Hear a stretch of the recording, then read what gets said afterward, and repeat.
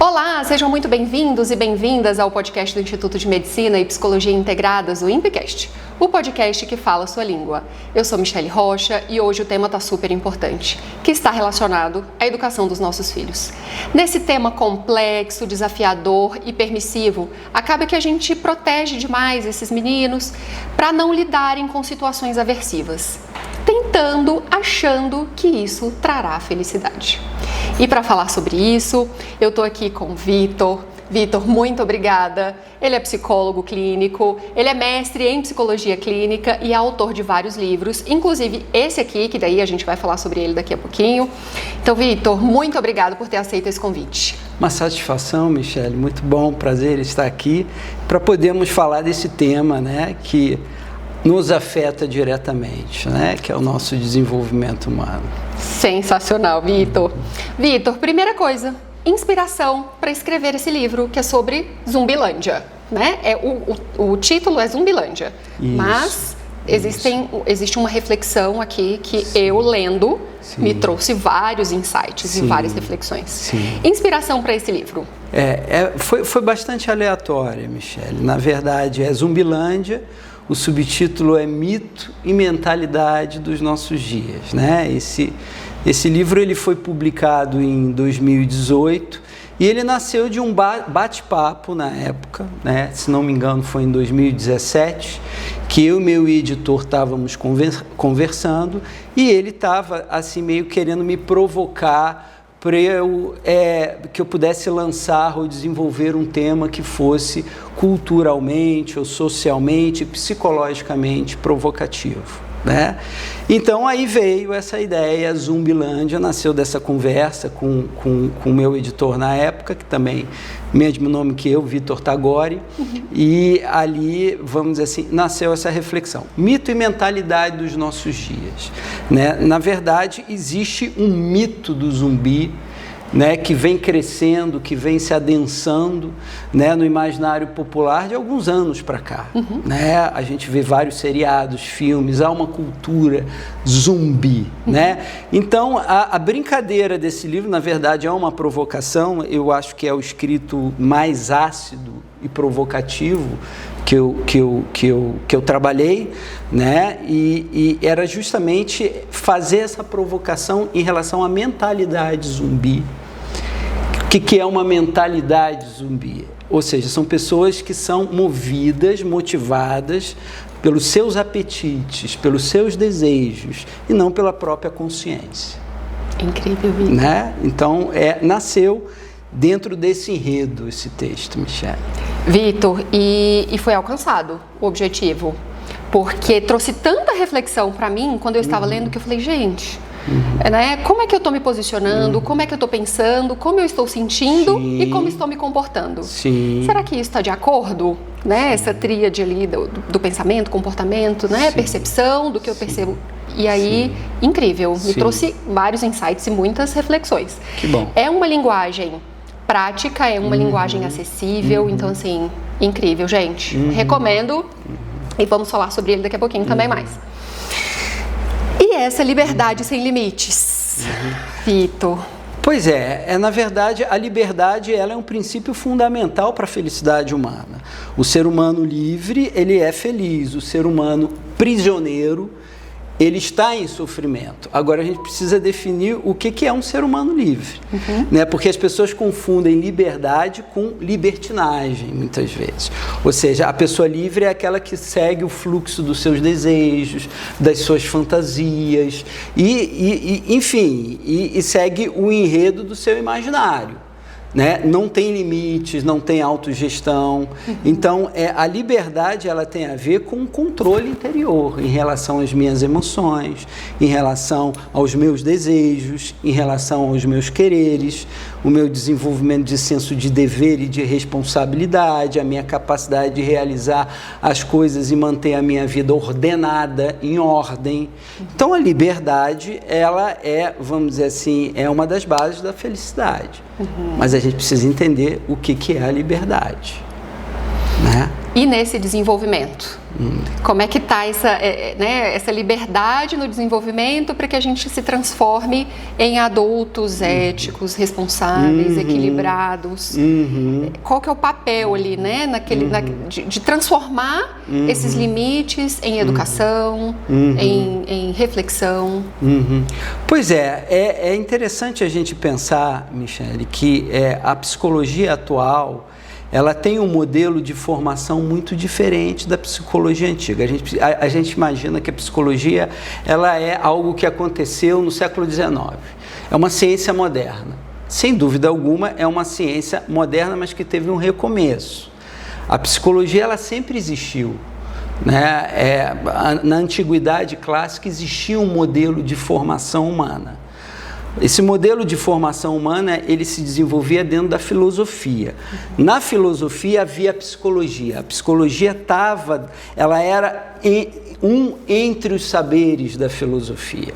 E a formação do homem, a formação do caráter humano era algo fundamental.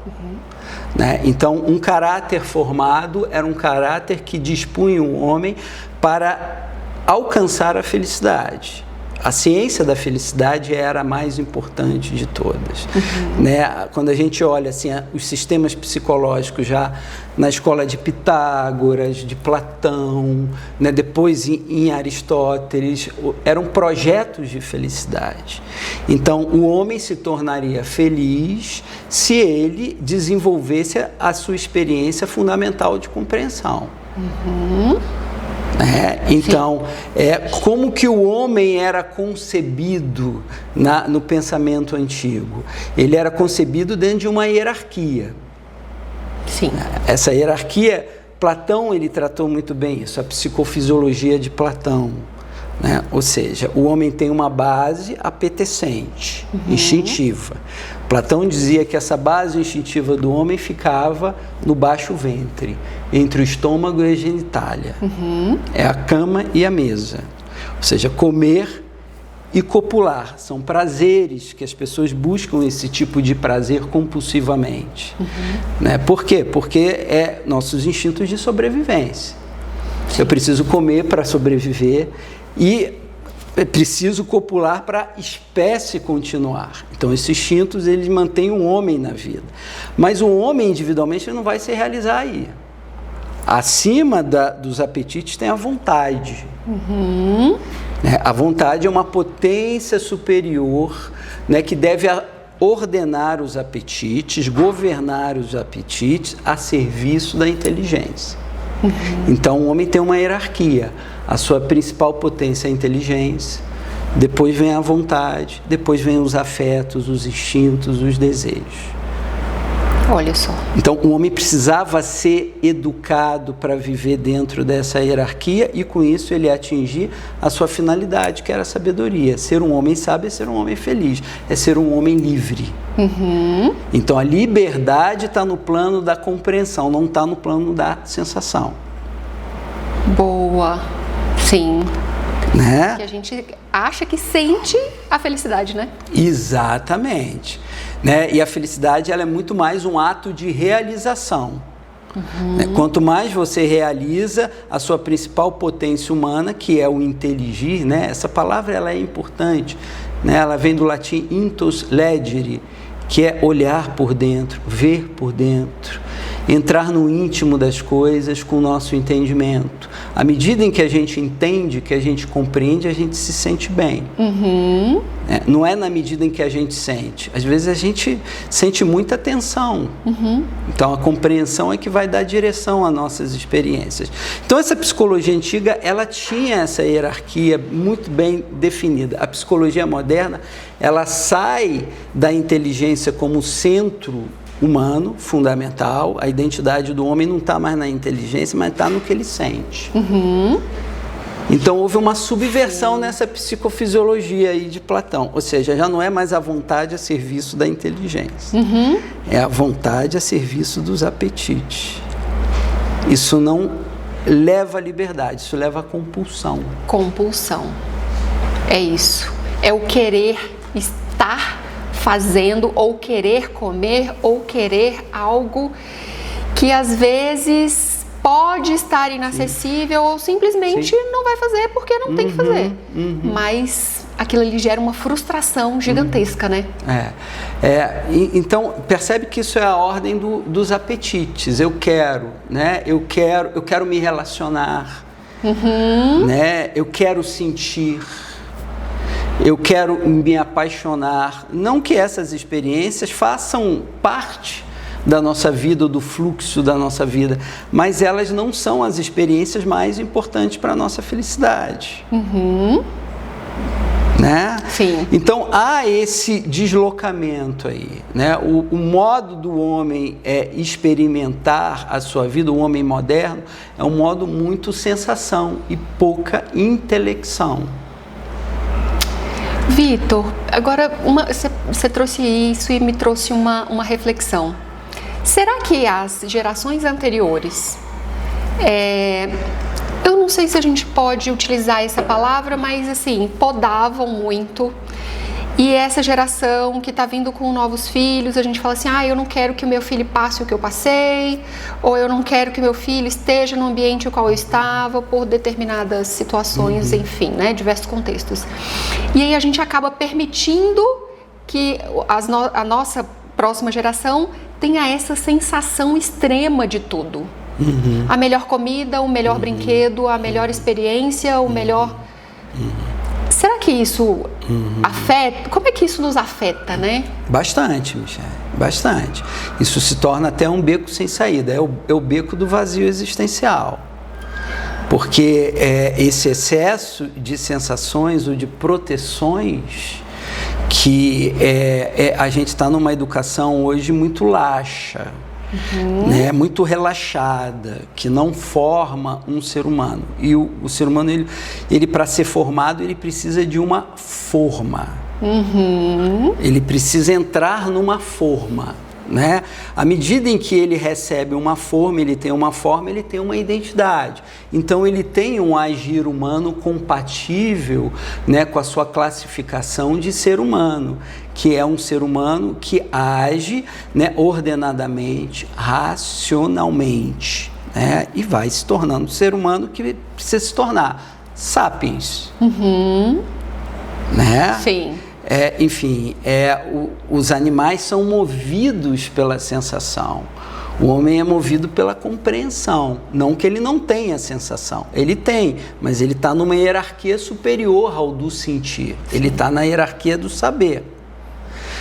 A partir do momento que eu tenho uma formação humana que me leva às experiências de compreensão, e não é apenas de um saber técnico, é de um compreender a realidade, né? Eu enxergar a realidade, a proporção das coisas, eu aprender a discernir as coisas na minha experiência, eu poder ser sensível para entender, captar o outro, acolher as demandas do outro, escutar o outro, perceber o outro.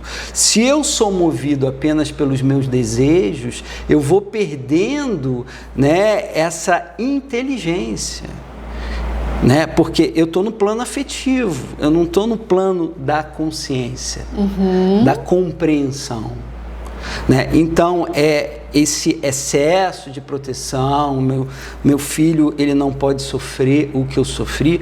Tem uma frase muito interessante de um psiquiatra contemporâneo, norte-americano, chamado Scott Peck, que ele diz o seguinte: a disciplina nos protege do sofrimento. Sim. Uma vida ordenada é uma vida situada. Uma vida desordenada, ela está caótica. Né? E o que nos atrai? O belo, o bem, o verdadeiro, tudo aquilo que é íntegro, tudo aquilo que tem um valor de integridade, integra o meu ser, me dá unidade. Né? Então, eu tenho que buscar refletir essa ordem do bem, do belo e do verdadeiro. Sim. Né? Então, a minha formação que vai me tornar feliz é uma formação virtuosa. A gente perdeu isso. Sim. Há muito tempo. Esse processo ele não começou hoje. Então, o processo de formação humana, o homem foi perdendo a sua forma. Ele foi desenvolvendo saberes, mas não saberes que o tornassem necessariamente mais virtuoso. Sim. Eram saberes técnicos, né? A filosofia antiga tinha essa diferenciação entre tecné e teoria. Né? A tecné eram as ciências técnicas, né? Vamos dizer assim, eu tenho conhecimento técnico em odontologia, eu tenho conhecimento técnico em agronomia, eu tenho conhecimento técnico em psicologia. Né? Esse saber técnico, ele é importante, mas ele é apenas um meio, ele não é um saber que vai definir a harmonia da minha personalidade, não necessariamente vai produzir consciência em mim. Né? Sim, sim. Então, esse saber superior é que essa forma foi se perdendo, a gente foi ficando numa sociedade muito técnica, tecnológica e pouco sábia, né? No sentido de entender a realidade e se integrar à realidade. Sim. Enfim, a psicanálise ela tem um conceito interessante, né? Ela diz que o homem é movido por dois princípios: o princípio do prazer e o princípio da realidade. Mas onde que eu vou me realizar? No prazer ou na realidade? É um questionamento aí difícil. Né? Pois é. Difícil. Enfim, porque o prazer ele vai me entregar algo imediato, mas ele não vai me entregar algo permanente. Sim. Como uma realização. E para eu me realizar, né, vamos dizer assim, eu consegui aquele trabalho dos meus sonhos, ou eu consegui ter conquistado, vamos dizer assim, alcançado aquela profissão e me realizado nela, né? É diferente de prazer. Sim. Do prazer de jogar um videogame, por exemplo. De estar ali, né? Só passando o dedo e assistindo só o que quer. Exato. Nem pode assistir algum... Até a internet dá uma paradinha, já fica nervoso. Joga na parede. Isso, ou não tem a espera. Isso. Porque até a gente estava conversando antes, eu falei, gente, a gente sabia que todos os dias de manhã tinha desenho. Para eu assistir o desenho, tinha que esperar no outro dia. E quem estudasse de manhã, tinha que esperar até o meio-dia para pegar o final dos desenhos. Então, aumentava-se um pouco de falar assim, ai meu Deus, a frustração, né? De, eu perdi esse desenho, não é possível. Não tinha essa flexibilidade que os meninos com 1 ano e 7 meses, 2 anos, já estão ali, já sabem que é YouTube, nem falam direito, mas já estão apertando. Essa banalidade, né? Essa superficialidade e essa imediatividade, exatamente, né? É uma palavra inventada, mas é isso mesmo, o sentido é esse, imediatividade, o imediato. Tá tudo ali disponível para mim a qualquer hora, a qualquer momento, e aí cabe se alguém que tenha um pouco mais de sabedoria, de conhecimento e falar, olha só, não é bem assim, vamos esperar um pouco, a comida vai sair tal horas, a escola é tal horas, né, o lanche é tal horas, não é a hora que você quer, existem regras, existem limites a serem, né? Nós vivemos em sociedade e aquilo ali, a gente tem que sustentar aquilo ali. E não é a hora, não é o imediatismo que vai trazer o resultado. Isso é uma coisa muito séria, porque se não tiver regras, tem caos. Se não tiver regras, tem caos. Tem caos, né? E o caos, ele produz sofrimento. Porque o caos é aquilo que mais violenta a necessidade mais profunda do nosso ser. A necessidade mais profunda do nosso ser, ela está de acordo com a potência mais elevada do nosso ser. A potência mais elevada do nosso ser é o compreender, é o entender. Né? Então, eu preciso, para eu alcançar o entendimento, regra, disciplina. E aí eu encontro o quê? Um equilíbrio superior. O equilíbrio, ele está no andar de cima, ele nunca está no andar de baixo. Sim. Então, quando as regras me são retiradas, o que está sendo oferecido para mim é uma falta de referências e de limites.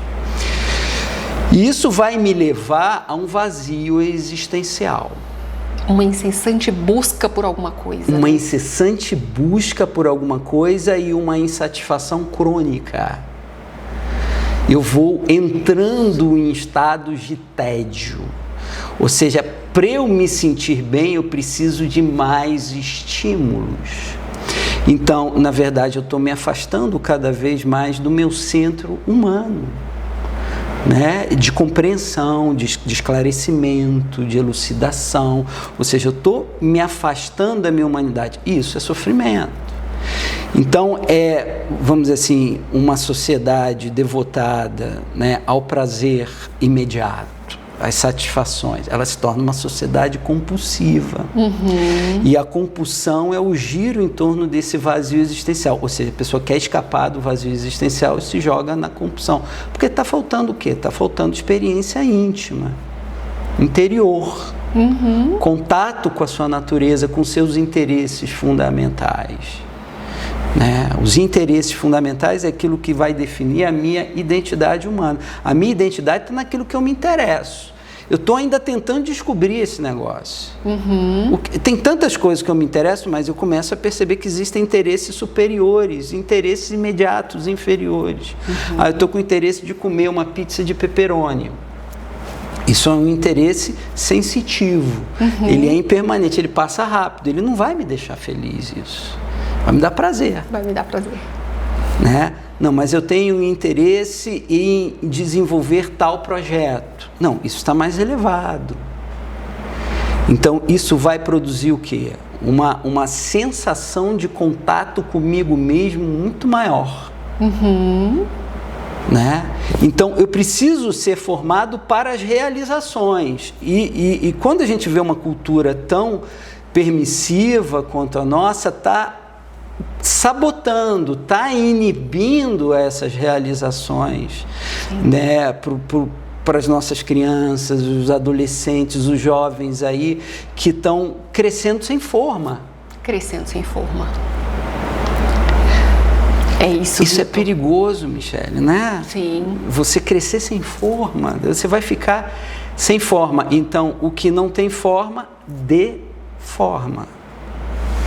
Né? E vai saindo sem... Vai. Sem limite. Sem limites. Sem saber, sem consciência, sem nada. Às vezes eu me acho uma mãe meio durona. Eu sou mãe atípica, eu tenho um rapazinho de 8 anos e ele é atípico. E eu acho que eu sou meio durona. Mas assim, não sou meio durona, mas eu me considero durona por conta do que eu vejo em relação às outras mães. Eu digo não, eu falo não pode, não é assim, não é a hora que você quer, e ele é atípico. Eu poderia montar ali, usar a muleta do autismo e falar assim, não, mas ele é autismo, ou ele é autista. Não pode, não deve, não é assim, não tá na hora. E começar... É lindo. Para mim e para ele, às vezes, não, porque existe uma explosão de frustração, de raiva, e como ele não tem a consciência, o saber de como lidar com tudo isso que ele está sentindo, ele briga, ele reclama, e depois eu falo, ok, eu entendo que você tá bravo ou com raiva, mas você não pode fazer isso. Ou seja... E você está trazendo um tema fundamental nesse teu exemplo aqui, né? Que é a questão, vamos dizer assim, até mesmo dos diagnósticos. Né? Porque, enfim, você olha para o seu filho e diz, ele está dentro do espectro autista, né? Mas você enxerga nele um ser humano em desenvolvimento. E qual é o limite do seu filho? Vitor, e você falando sobre isso, eu também atendo crianças, né? Além de ter o meu. Sim. E aí, as duas maiores reclamações meu filho, ele tem baixa tolerância à frustração. Né? Os pais não sabem lidar com isso. E a outra coisa ele tem um transtorno qualquer do neurodesenvolvimento, mas tá tudo bem, ele não precisa fazer isso não. Ele tem altas habilidades, ele é maravilhoso fazendo uma coisa, mas ele não precisa ler. Ele não precisa, porque ele já sabe disso. E isso vai acumulando várias coisas no desenvolvimento que vai se tornando uma bomba relógio em outras fases. E aí o pai não consegue lidar com isso, né? Mas olha só, por que não lá atrás? Por que não, né, entender o que... entrar na zona do conhecimento, da compreensão. O que está acontecendo lá atrás? Por que eu não fiz? Poderia ter buscado ajuda, enfim. Mas, ao mesmo tempo, é limitador e, ao mesmo tempo, é tipo... É um álibi. É um álibi, Michele. Eu fico imaginando o quanto que alguns pais seguram o desenvolvimento dos seus filhos na sua própria história pessoal. Pois é, que tipo de apego, né? Exatamente, porque, enfim, dizer que o filho não precisa de ler porque ele já tem uma habilidade desenvolvida, né? Isso não tem fundamento. Né? Porque se a gente pensar na experiência do ler, né? O que isso significa humanamente falando, né? Tem uma frase muito interessante que vem de um autor alemão chamado Heidegger, né? Ele disse isso em 1950. Nós não éramos nascidos, né? Não, acho que não. Então, o Heidegger, ele diz em 1950 o seguinte: a gente está entrando numa era, vamos dizer assim, de apogeu tecnológico. E com o excesso de tecnologia que cada vez mais determinará e permeará a experiência do homem, ele vai perdendo cada vez mais o seu pensamento meditativo, reflexivo, filosófico, profundo. Ou seja, o homem perde profundidade, ele perde o contato com a própria alma, com excesso de tecnologia. E o Heidegger, em 1950, dizendo isso, né? Porque ali, naquele período, estava surgindo o quê? A tela, a televisão. Né? Ou seja, ele nem podia imaginar que como telinhas hoje, né? como estamos dentro das telas. Sim. Né? Mas ele vai dizendo que o homem perderia a sua espessura de desenvolvimento intelectual, né, com excesso de tecnologia, e o homem ficaria com comportamentos, vamos dizer assim, cada vez mais hipnotizados, sugestionados. Enfim, o vaticínio do Heidegger é uma coisa impressionante, né? Porque é exatamente isso que está acontecendo. Sim. A gente vê que a perda da leitura, a leitura, ela produz o quê? Ela produz uma excelente neuroplasticidade. Sim. Ou seja, a minha circuitaria superior do neocórtex, ela se fortalece, né? Enquanto que a minha circuitaria subcortical, né, que está ali, vamos dizer assim, no meu cérebro inferior reptiliano, que são aquela circuitaria dos meus impulsos, das minhas reações, das minhas ansiedades, dos pensamentos automáticos, das minhas ruminações. Essa circuitaria, ela é muito rápida, ela é muito acelerada, né? Então ela é a chamada circuitaria ascendente, de baixo para cima. Então eu vivo nesse cérebro. Sim. Que é a amígdala, né? No meu subcórtex, né? E a leitura vai me puxar para o neocórtex. Sim. Então eu tenho um ganho cerebral imenso, né? Além disso, né, a leitura, ela vai me dar autonomia psíquica, porque quando eu leio, eu estou comigo. A atividade solitária, né? E essa atividade solitária faz com que a gente desenvolva a nossa autonomia. E a autonomia, ela é fundamental para a gente poder se relacionar, né? Porque eu não ter necessidade dos outros, mas eu estar aberto à relação com os outros, sem ter essa carência, essa necessidade. Por quê? Porque eu estou em contato comigo através de ideias. Então, percebe que não precisa ler, não estimula a ler. Isso daí é um enorme prejuízo para a formação humana, porque a leitura é a atividade maior, vamos dizer assim, desenvolvimento talvez humano. É o que vai fomentar, estimular a inteligência, né? Vai desenvolver análise crítica, vai saber o que pode e não pode, vai desenvolver poder argumentativo. Eu não quero fazer isso porque eu não gosto, ou porque eu não quero, e não só nessa superficialidade e a simplicidade de só dizer não e gritar e espernear dizendo que quer, né? Isso é muito desafiador, porque às vezes nessa correria da nossa vida, às vezes nem os pais querem lidar com eles mesmos, né? E aí deixam a criança, não entrega o tablet. Às vezes tá reclamando igual a gente, né? Eu e meu marido, Arthur, pipocando lá atrás. O Eduardo falou, não, entrega o tablet. Eu falei, não, ele não vai receber o tablet agora, não é da hora de assistir. E o Arthur esperneou lá, não vou dar. Então a gente precisa estar seguro também para falar, olha, não. E a gente segurar aquela frustração dele. Porque ali ele vai gritar, ele vai espernear e a gente vai falar, tá bom, toma. Aí ganha no grito. Mas ao fazer isso, você está fazendo isso por quem? Você está fazendo isso em benefício do Arthur. Sim.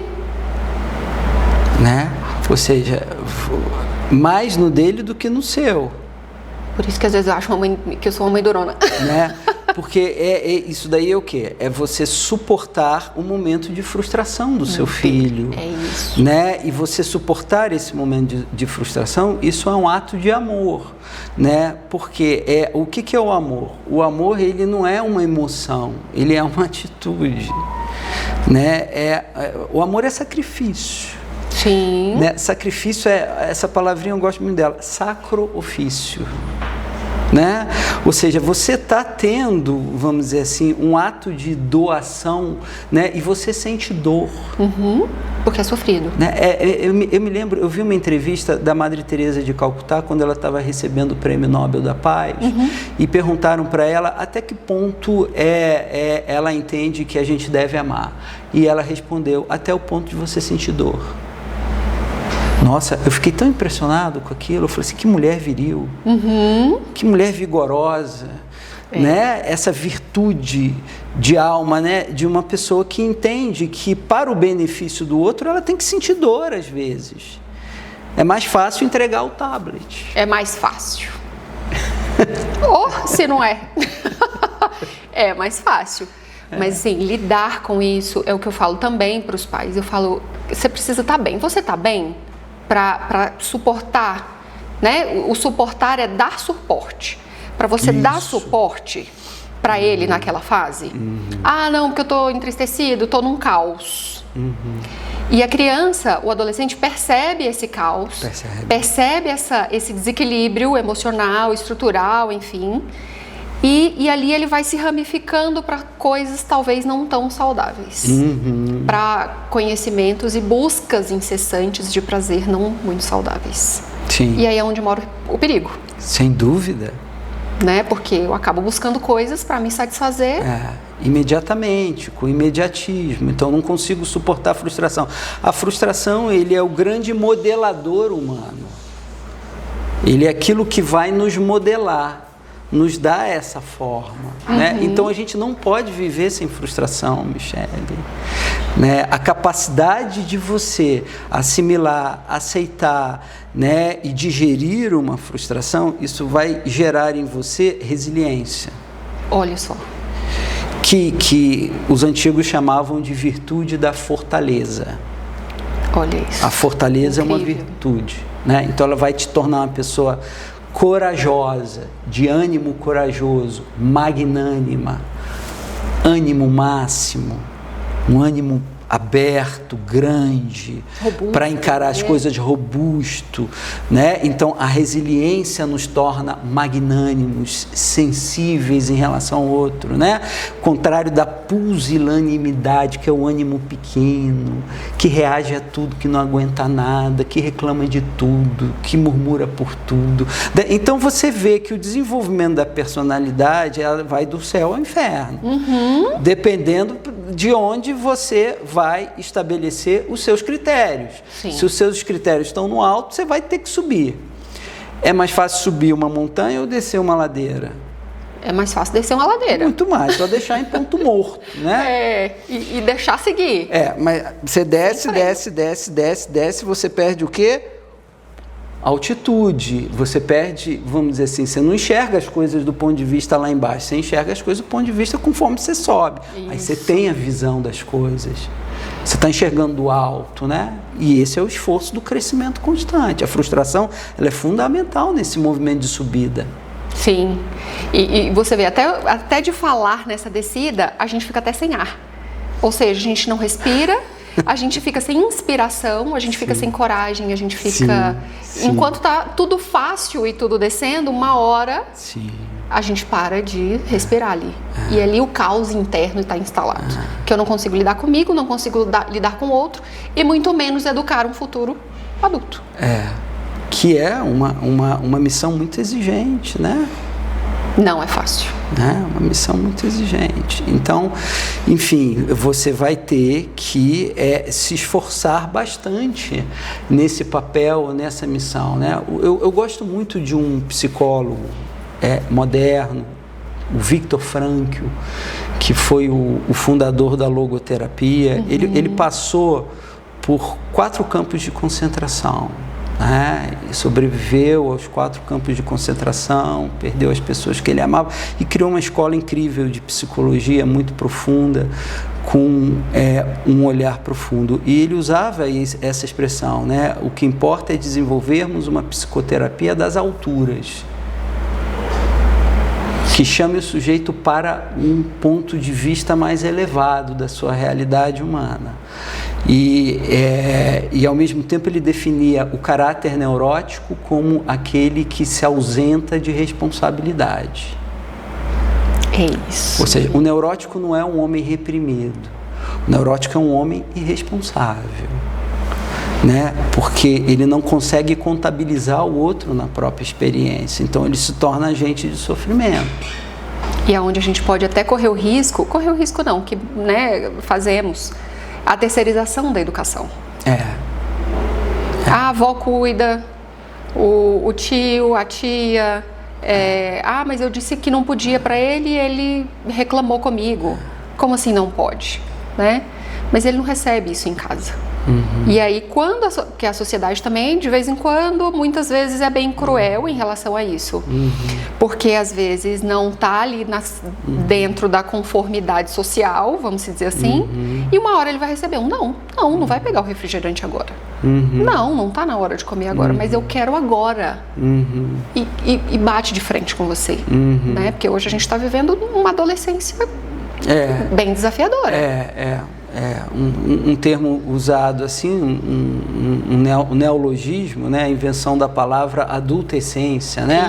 Isso. Ou seja, há uma adultescência. Então, são adolescentes criando crianças que permanecem adolescentes, né? E há uma pandemia da imaturidade aí em desenvolvimento. Por quê? Porque temos muitas facilidades, nos tornamos uma sociedade do prazer e não da conquista, não da realização, né? Vivemos muito mais sob a ordem do prazer do que o princípio da realidade. Então tudo isso vai acarretar em sofrimento humano, confusão institucional, política e por aí vai, né? Então isso, e isso é um processo de longo alcance, né, Michele? Sim. Isso vem do século XVII para cá, só que agora a gente está vendo a florescência disso, né? As raízes já tinham sido plantadas, né? E foram soltando a sua seiva, hoje está florescendo, né?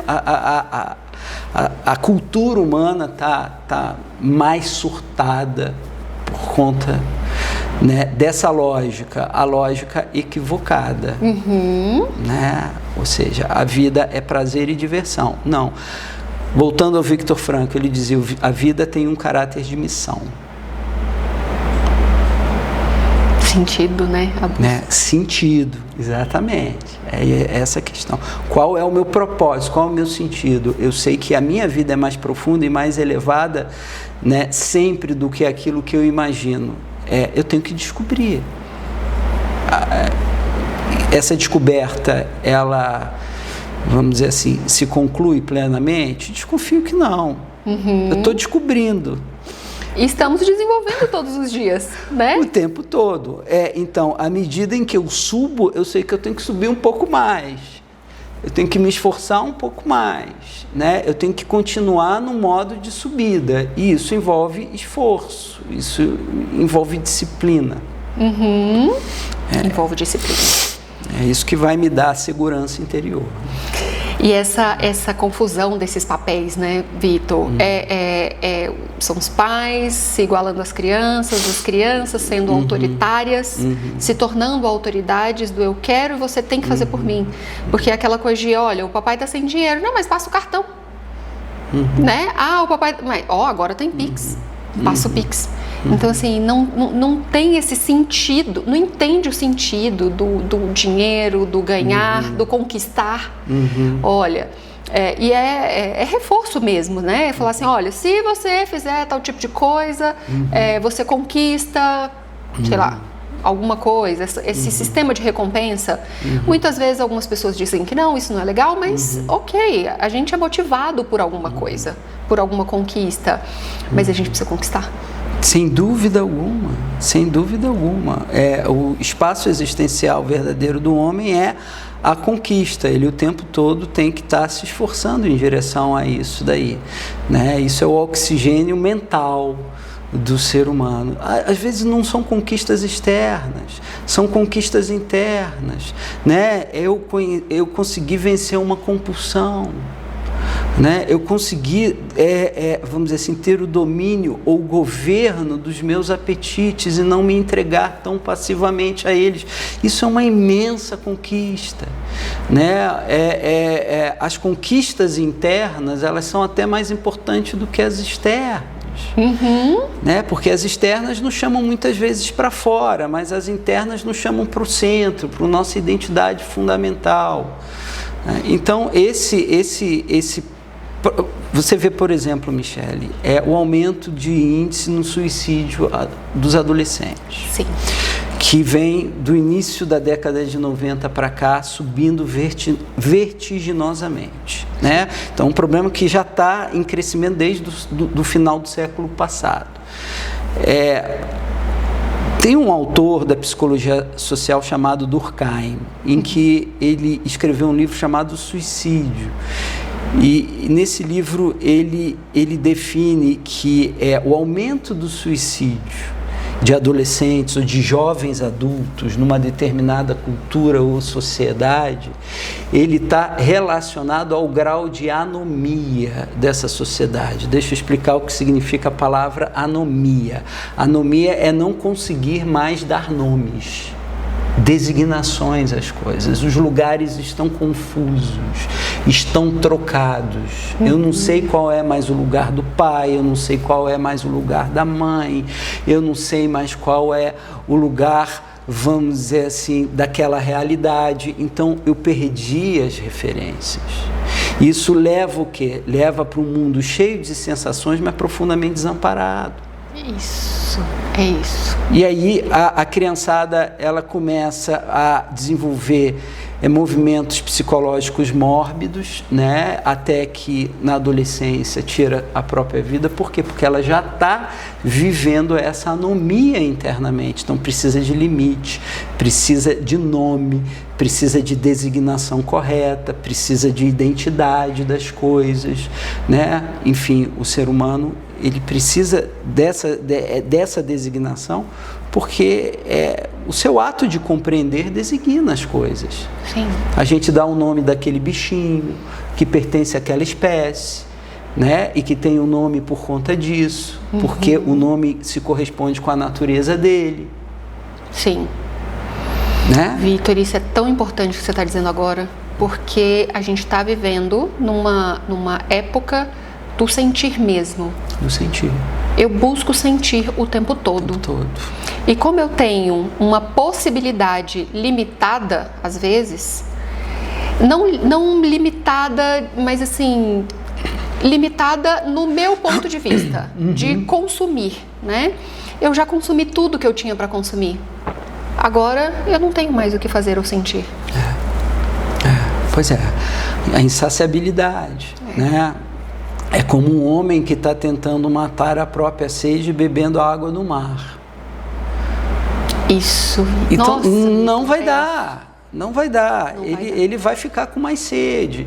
Então, na verdade, o que vai, vamos dizer assim, tirar ele daquele estado sedento não é a continuidade nesse fluxo do prazer imediato, da sensação, do sentir, das compulsões, né? Mas é a ordem interior dele, Sim.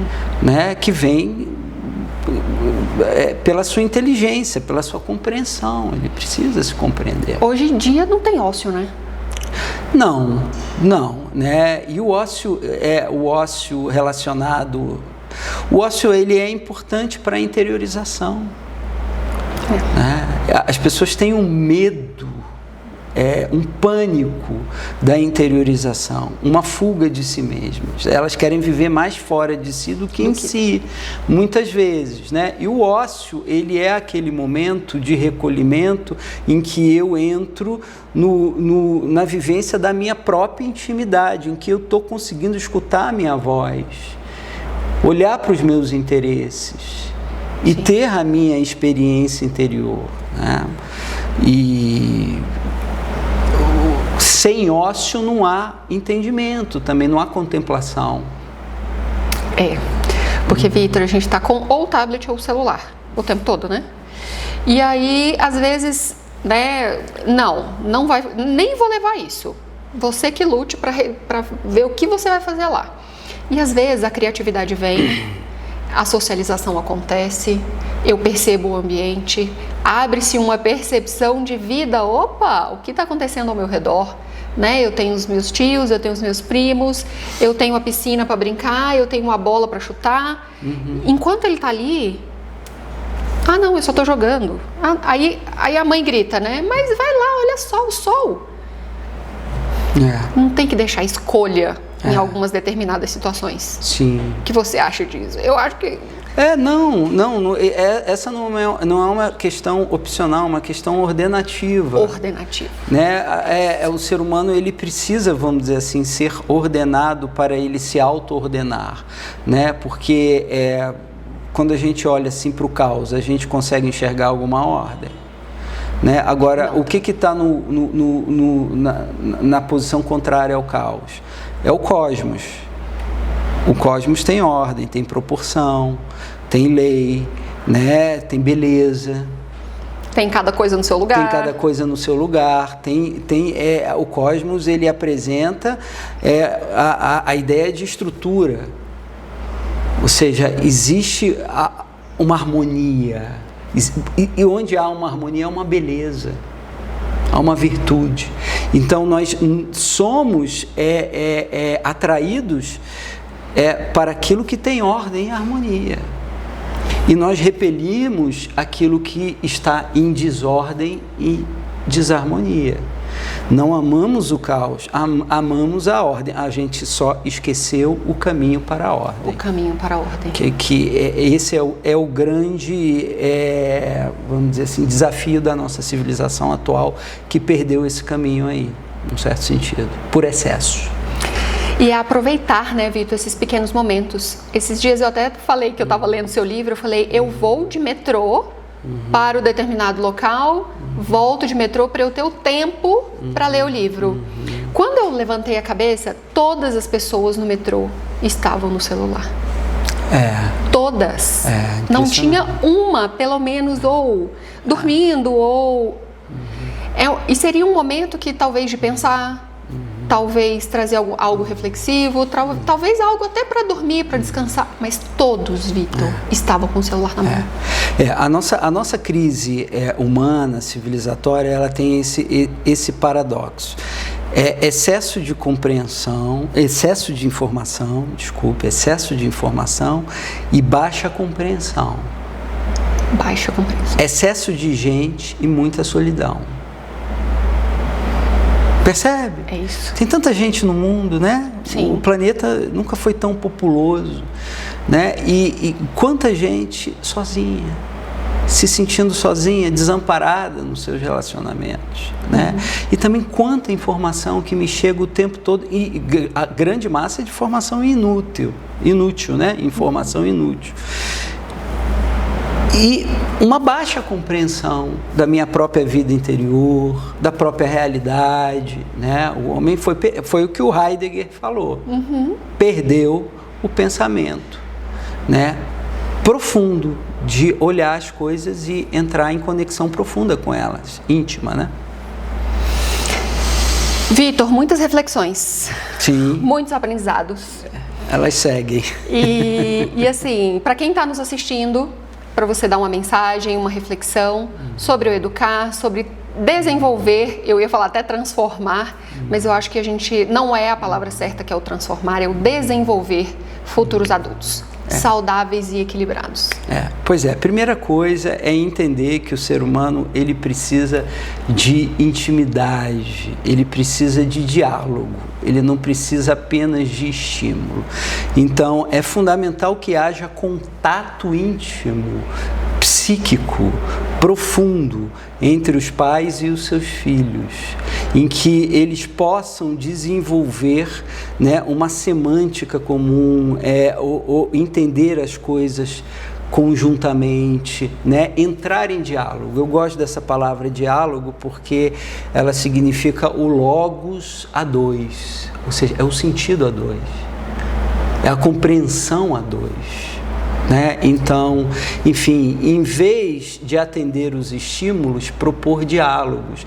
Então, falta essa formação fundamental. A formação fundamental do indivíduo, existe o caráter informativo, que o indivíduo vai aprender na escola, que vai seguir nas universidades, mas tem o caráter formativo. E isso não é a escola que dá. A escola não tem condição de formar um ser humano. Nem as universidades. Sim. Né? Enfim, as universidades vão oferecer informações soltas para uma determinada área de especialização e profissionalização, mas não vai oferecer a minha formação humana fundamental. A universidade não vai me tornar mais consciente. Sim. E isso está nas relações íntimas de amor e de conhecimento. A experiência do amor é a experiência do conhecimento, né, Michele? Sim. Então, onde há diálogo, né, ou seja, o princípio do diálogo, ele é um alvo permanente, não há discussão. Na discussão não há diálogo, não há lógica, há só barulho. No diálogo há encontro com a compreensão. Então, a formação da nossa sociedade humana e o futuro dela está dentro da nossa própria casa. Se os pais abdicarem da tarefa e da missão de educadores, né, nada vai adiantar. Né? Nada vai adiantar, porque as instituições de hoje também estão mais superficiais. Sim. Se comparar a formação de um homem, por exemplo, numa academia de Platão, que durou 9 séculos. Sim. Durou mais tempo do que a sociedade brasileira. É muita coisa. Né? Um liceu de Aristóteles, uma escola pitagórica, eram escolas de formação. O homem entrava sem forma e saía numa forma, virtuoso e sábio. Não temos mais isso. Né? Então, o papel dos pais, quando os pais se educam, eles educam os filhos. Quando eles se desenvolvem, eles desenvolvem os filhos. Então, quando os filhos eles não se desenvolvem, isso é um reflexo. Né? Seja qual for a dificuldade, qual for o diagnóstico do filho, ele vai sempre encontrar desenvolvimento, né, no plano da intimidade e do sentido emocional, né, dentro do seu próprio núcleo familiar, que deve favorecer, mas a gente sabe que não favorece muitas vezes, né? É isso. Acumula-se problemas, apenas isso, né? Enfim, acho que foi uma satisfação, agradeço aí, foi um bate-papo muito gostoso, Michele. Vitor, muito obrigada. Eu espero que também todo esse conhecimento, toda essa informação seja absorvido por vocês que estão assistindo a gente aqui. Caso tenham dúvidas, deixem comentários aqui embaixo. Estamos com o Vitor, pode tirar dúvidas. Existem outros episódios também aqui embaixo, então se inscreva no nosso canal. Curta, comente, compartilhe, porque tem muita informação de forma muito prática ou de forma muito assertiva para que vocês consigam desenvolver aí os papéis e desempenhem aí os os seus papéis sociais, enfim, da melhor maneira possível. Vitor, muito obrigada. Obrigado, Michele, foi um prazer, viu? E fiquem conosco até o próximo episódio.